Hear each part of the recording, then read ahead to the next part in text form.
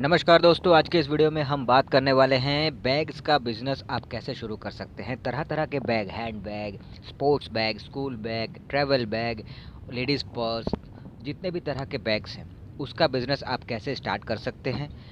Start करने के लिए आपको किन किन चीज़ों का ध्यान रखना होगा, आपको इसके लिए कितना इन्वेस्टमेंट करना पड़ेगा, कितना प्रॉफिट आपको देखने को मिलेगा, कौन सी लोकेशन इस बिज़नेस के लिए सही होगी, लाइसेंस कौन सा लगने वाला है, माल कहाँ से आप उठाएंगे, सारी बातें इस वीडियो में हम आपको बताएंगे। तो दोस्तों, बिना किसी देरी के चलिए वीडियो को शुरू करते हैं। पर आगे बढ़ने से पहले एक रिक्वेस्ट है आप सभी लोगों से, अगर आपको ये वीडियो अच्छा लगे, ये इन्फॉर्मेशन अच्छा लगे तो वीडियो को लाइक कीजिएगा, शेयर कीजिएगा, कमेंट कीजिएगा और साथ ही अगर नए आए हैं, पहली बार आए हैं चैनल पे, तो चैनल को सब्सक्राइब कर दीजिएगा, क्योंकि मैं इस तरह के वीडियोस, इस तरह के आइडियाज़ लेकर आता रहता हूँ आप सभी लोगों के लिए। तो चलिए अब टॉपिक पे लौटते हैं और असली बात करते हैं। तो दोस्तों, अगर आप बैग्स का बिज़नेस करना चाहते हैं, फिर चाहे आप सभी तरह के बैग्स का बिज़नेस करना चाहते हैं या फिर किसी एक तरह का बैग्स का बिज़नेस करना चाहते हैं, ये आपके ऊपर है। पर आप अगर करना चाहते हैं तो सबसे पहली बात यह है कि आप कितने तरह से कर सकते हैं इस बैग्स के बिज़नेस को। तो दोस्तों, ये आप 3 तरह से कर सकते हैं। पहला, आप मैन्युफैक्चरर बन के कर सकते हैं। दूसरा, होलसेलर बन के कर सकते हैं और तीसरा, रिटेलर बन के कर सकते हैं। अब बारी आती है कि अगर आप मैन्युफैक्चरर बन के करना चाहते हैं या फिर होलसेलर बन के करना चाहते हैं या फिर रिटेलर बन के करना चाहते हैं, तो इन सभी तरह में किस में कितना इन्वेस्टमेंट करना होगा। तो सिंपली इन्वेस्टमेंट की बात पहले ही कर लेते हैं। तो देखिए, अगर आप मैन्युफैक्चरर बन के स्टार्ट करना चाहेंगे तो आपको मशीनरीज लगेगा, आपको एक बड़ा सा जगह लेना होगा। एक बहुत बड़ा लीजिए या मीडियम सा लीजिए, लेकिन लेना पड़ेगा, जहाँ पे आप मशीनरीज जो हैं वो सेटअप की करेंगे। फिर आपको लेबर्स रखने होंगे, जहाँ पे आपको इलेक्ट्रिसिटी की सुविधा लगेगी और भी बहुत सारी चीज़ों का खर्चा करना पड़ता है। तो इसीलिए आप मान के चलिए कि आपका अगर जगह का अपना जगह है जहाँ पे आपने ये सेटअप डाला है, तो फिर आपका वो खर्चा तो बच गया। वरना आपको जगह का खर्चा लगेगा, आपको मशीनरीज़ का खर्चा लगेगा, इलेक्ट्रिसिटी अगर पहले से वहाँ पे है तो अच्छी बात है, वरना इलेक्ट्रिसिटी का कनेक्शन लेना होगा, उसका खर्चा लगेगा। साथ ही आपको मतलब लेबर्स रखने होंगे जो आपके मतलब फैक्ट्री में काम करेंगे, तो उसका खर्चा लगेगा। साथ ही आपको रॉ मटेरियल्स जो हैं वो मतलब लेने होंगे, तो उसका खर्चा है। इस तरह से देखें तो इसमें जो है लाखों का खर्चा आपको करना पड़ेगा, क्योंकि जो सिलाई मशीन्स हैं वो काफ़ी कॉस्टली होते हैं, वो काफ़ी महंगे होते हैं। तो उस लिहाज से अगर देखें तो इसमें आपको कुछ लाख तक तो खर्चा करना पड़ता है इसको स्टार्ट करने के लिए एज अ मैन्युफैक्चरर। अब बात आती है होलसेलर की। अगर आप होलसेलर बनना चाहते हैं तो इसमें कितना इन्वेस्टमेंट होगा। तो देखिए, अगर आप होलसेलर बनना चाहते हैं तो इसमें भी आपको जो है अच्छा खासा इन्वेस्टमेंट करना पड़ता है, क्योंकि आपको एक शॉप लेना पड़ता है, एक गोदाम लेना पड़ता है, एक दो लेबर रखने पड़ते हैं। तो कई सारी चीज़ें हैं जिसमें आपको खर्चा करना पड़ता है। फिर आप क्योंकि होलसेलर बन रहे हैं तो आपको जो माल है वो बहुत ज़्यादा मात्रा में स्टॉक करके रखना पड़ता है, इसीलिए बहुत ज़्यादा माल आपको उठाना पड़ता है। तो वो माल आप जो खरीदेंगे उसमें भी खर्चा है। तो इसमें भी आपको कुछ लाख तक खर्चा आ जाता है। अगर एज ए होलसेलर भी आप स्टार्ट करते हैं या फिर एज ए मैन्युफैक्चरर भी आप स्टार्ट करते हैं, तो इन दोनों में ज़्यादा मात्रा में आपको खर्चा पड़ता है, इन्वेस्टमेंट पड़ता है, क्योंकि ये दोनों ही जो है ये थोड़ा सा ज़्यादा बड़े लेवल पे हो जाता है। क्योंकि अगर आप होलसेलर बनेंगे तो जाहिर सी बात है, आप चाहे हर तरह के बैग्स रखें या कि दो तीन तरह के बैग्स रखें या एक तरह का बैग्स रखें, लेकिन रखना तो आपको होगा और वो भी ज़्यादा मात्रा में रखना होगा। और जैसा मैंने कहा कि शॉप, गोदाम, लेबर्स, इन सब में आपका खर्चा करना पड़ेगा। तो इस लिहाज से देखा जाए तो इसमें भी आपको कुछ लाख तक खर्चा करना पड़ जाता है, आप एकदम कम से कम में भी शुरुआत करें तो। अब आता है तीसरा, यानी कि रिटेलर। अब रिटेलर जो है वो सबसे आसान तरीका होता है। ये आप अगर बिज़नेस करना चाहते हैं तो आप 5,000, 10,000, 15,000, 20,000, जितना आपके पास पैसा है उतने का आप माल उठाइए। एक्स्ट्रा जो खर्चे हैं वो ये हैं कि अगर आप इसे एक शॉप रेंट पे लेके करना चाहते हैं तो उसका खर्चा आपको पड़ेगा।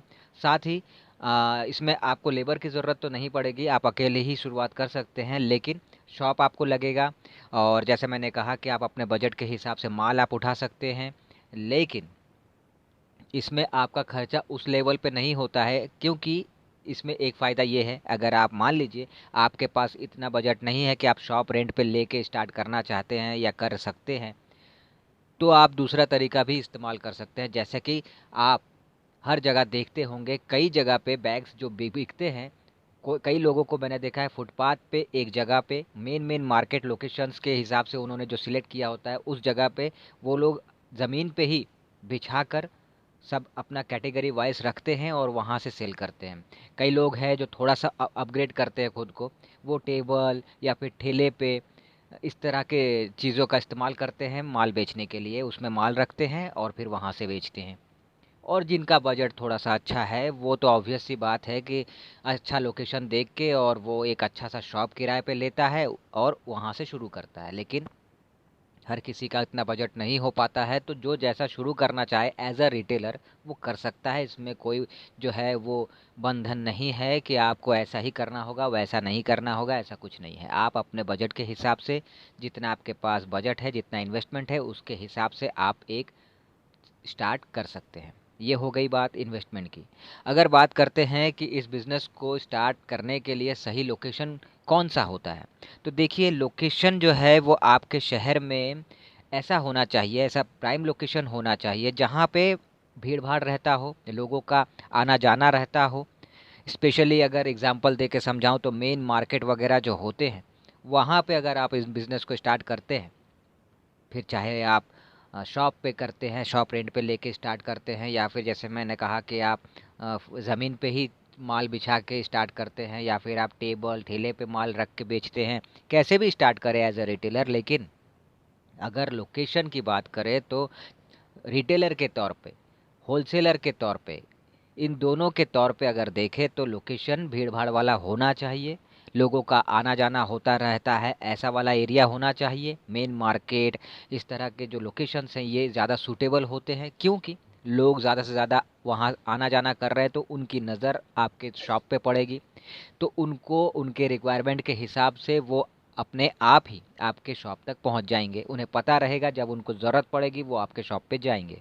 और वहाँ पे जो प्राइम लोकेशंस, जैसे मैंने कहा, अच्छे लोकेशंस पे अगर आप जो बिज़नेस है वो शुरू करते हैं तो वो बिज़नेस जल्दी से जल्दी ग्रो करता है, जल्दी से जल्दी आपको प्रॉफ़िट देखने को मिलता है। ये एक चीज़ हो गई। और जहाँ तक मैन्युफैक्चरर की बात है, इसके लिए लोकेशन उतना ज़्यादा मायने नहीं रखता है, क्योंकि आप कहीं से भी इसकी प्रोडक्शन आप कीजिए। आपका बस इसमें ये काम होता है कि आप अपने बिज़नेस का मार्केटिंग अच्छे से कीजिए, ताकि लोगों को पूरे शहर में, पूरे राज्य में, पूरे इंडिया में आप जितना दूर तक अपने बिज़नेस के बारे में लोगों तक पहुंचाना चाहते हैं, इसकी मार्केटिंग अच्छा से करना होता है। ये मैन्युफैक्चर के मामले में ज़्यादा अच्छा होता है। तो खैर, लोकेशन के मैंने आपको बता दी। अब बात ये भी है कि इसमें क्या लाइसेंस लगता है। तो देखिए, अगर आप मैन्युफैक्चरर के तौर पे या होलसेलर के तौर पे आप स्टार्ट करने चाहते हैं तो इसमें आपको लाइसेंस ऑब्वियसली लगता है, जीएसटी नंबर लगता है, ट्रेड लाइसेंस लगता है, रजिस्ट्रेशन नंबर यानी कि बिज़नेस को जो आप रजिस्टर करते हैं उसका नंबर लगता है। तो ये कुछ चीज़ें हैं जो आपको लगती हैं अगर आप फैक्ट्री डालते हैं, मैन्युफैक्चरर बनते हैं तो भी, और अगर आप होलसेलर के रूप में उतरते हैं इस बिज़नेस में तो भी। लेकिन अगर रिटेलर की बात करें तो रिटेलर को शुरुआती दौर में, अब वो कम बजट से अगर शुरू कर रहा है तो उसको ऑब्वियसली जीएसटी नंबर नहीं लगेगा, उसको कोई ट्रेड लाइसेंस नहीं लगेगा, रजिस्ट्रेशन नंबर नहीं लगेगा, कुछ नहीं लगेगा। हाँ, लेकिन आने वाले समय में अगर वो रिटेलर अपना बिजनेस को बड़ा लेवल पे लेकर जाता है, बहुत ही बड़े लेवल पे लेकर जाता है, तो तब उसे जीएसटी नंबर, ट्रेड लाइसेंस लेना चाहिए, ताकि कानूनी दाव पेच में जो है वो ना फंस सके। ये एक चीज़ जो है ये गौर करने वाली है। अब एक चीज़ और है, चाहे आप फैक्ट्री मतलब मैन्युफैक्चरर बन रहे हैं, फैक्ट्री चला रहे हैं, चाहे आप होलसेलर हैं, चाहे आप रिटेलर हैं, आज के ज़माने में online business, e commerce business बहुत चलता है। तो आपका एक दुकान जो है एज ए होलसेलर हो, एज ए मैन्युफैक्चरर सप्लायर हो, या फिर एज ए रिटेलर हो, जैसे भी हो, आप अपना एक ऑनलाइन शॉप भी ओपन ज़रूर करें। ये एक एक्स्ट्रा इनकम के रूप में भी आपको इनकम देगा, और फिर क्या पता आने वाले टाइम में अगर ऑनलाइन बिजनेस आपका जम गया तो ऑफलाइन से ज़्यादा इनकम आपको देगा। तो ये एक जो है ये दूसरा ऑप्शन होता है इसी बिजनेस से आपको कमाने का, दूसरा तरीका, दूसरा रास्ता। तो इसे भी आपको इस्तेमाल करना चाहिए, और इस तरफ भी आपको अपना एक शॉप बना लेना चाहिए, मतलब ऑनलाइन। ये हो गई बात। अब प्रॉफिट की बात अगर करते हैं तो देखिए, ऑनलाइन की जो मैंने अभी आइडिया दी वो साइड रखते हैं, लेकिन अगर देखें कि ऑफलाइन ही जो आप बिज़नेस कर रहे हैं तो उसमें आप कितना कमा सकते हैं। तो मैन्युफैक्चरर हो या होलसेलर हो, ये तो लाखों में कमाते हैं, इनकी तो बात ही छोड़ दीजिए। इनका जो इनकम है पर मंथ के हिसाब से ये अच्छा खासा लाखों में जाता है, और ये सभी को पता है। लेकिन एक रिटेलर के तौर पे भी स्टार्टिंग में भी जब आपका बिज़नेस एकदम शुरू शुरू में आपने स्टार्ट किया है और लोगों को उतना पता नहीं है, और फिर भी आपको एक उम्मीद तो होती है कि भाई मंथली इतना तो आना चाहिए, तो भी एक समझाने के लिए मैं आपको एक बताऊं एक अमाउंट, तो भी आप 20-25 हज़ार रुपये ईज़िली कमाएंगे। बस फ़र्क दूसरे दुकानदारों से आपको खुद का इतना रखना है, जो क्वालिटी आप देंगे वो दूसरों से बेहतर होनी चाहिए। दूसरी चीज़, जो रेट दूसरी जगह पे मिल रहा है उस रेट से बेहतर रेट, कम रेट पे थोड़ा सा कम प्रॉफिट कमाइए, लेकिन आपको कस्टमर को पकड़ना है, मार्केट को पकड़ना है, ये आपको ध्यान देना है। और इस लिहाज से, इस हिसाब से देखें तो आपको थोड़ा सा रिजनेबल देना है, अच्छी क्वालिटी में अच्छे रेट पे। दूसरे से आपको आप अपने कस्टमर्स को अच्छी चीज़ देनी है, अच्छे रेट पे देनी है, इस बात का आपको ध्यान देना है। क्योंकि यही वो समय होता है, इनिशियल पीरियड ही वो समय होता है जब आप अपने बिज़नेस को ग्रो कर रहे होते हैं। कस्टमर्स जो हैं वो आप अपने दुकान, अपने बिज़नेस की तरफ अट्रैक्ट कर रहे होते हैं। तो इसमें आपको थोड़ा सा प्रॉफिट मार्जिन कम भी दिखे तो चलेगा, लेकिन आपको कस्टमर बांधना है, समझ रहे हैं? तो ये चीज़ आपको ध्यान देनी है। तो अब अगर मंथली समझना चाहें रिटेलर का, तो मैंने आपको बताया कि 20-25 स्टार्टिंग में आप इजीली कमा लेंगे। और ये बिज़नेस ऐसा है कि ये तो सिर्फ एक लोअर मार्जिन बताया। आने वाले टाइम में जब आपका बिज़नेस चलेगा, सेल बढ़ेगा, डिमांड बढ़ेगी, तो आपका प्रॉफिट भी बढ़ेगा, आपका इनकम भी बढ़ेगा। 50, 60, 70, हो सकता है कि लाखों तक भी आपका बिज़नेस जाए, और जाता ही है जिनका बहुत ज़्यादा चलता है।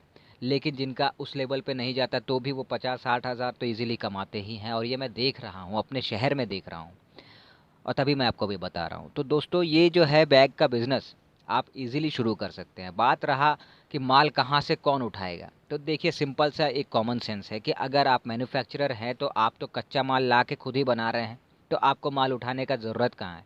लेकिन अगर आप होलसेलर हैं, होलसेलर या फिर रिटेलर, दोनों के तौर पे अगर आप शुरू करना चाहते हैं, तो आप मैन्युफैक्चरर से डायरेक्ट कांटेक्ट कर सकते हैं, और वहाँ से आप अपना माल उठाइए और होलसेलर भी बन सकते हैं, या फिर रिटेलर भी बन सकते हैं। या फिर आप जो है आपके शहर में, आपके इलाके में आपको कहीं मैन्युफैक्चरर नहीं मिल रहा है, तो आप जो है होलसेलर जो होते हैं उनसे जाके आप रिटेल में, मतलब होलसेल में माल उठाइए और रिटेल में बेचिए, तो टेंशन नहीं है।